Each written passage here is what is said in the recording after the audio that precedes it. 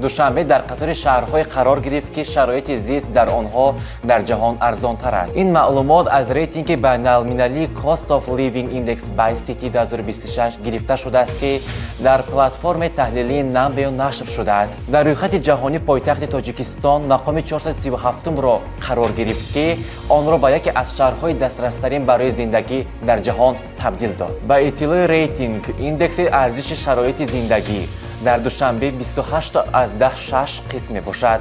یعنی خراجات اساسی در پایتخت تاجیکستان تقریباً 3.5 برابر کمتر از نیویورک است که همچون استاندارد قبول شده است. ایندکس اجاره منزل 11.3 قسم. ایندکس نرخ‌ها در طرفخانه‌ها 20.6 قسم برابر می باشد. ایندکس عمومی ارزش شرایط زیست از جمله اجاره 20.9 قسم است.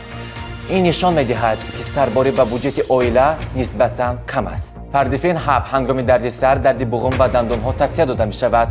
پردفین از شرکت وگا فارم. پردفین حب را از داروخانه‌ها پرسان شوید. ما را در شبکه‌های اجتماعی پیگیری نمایید.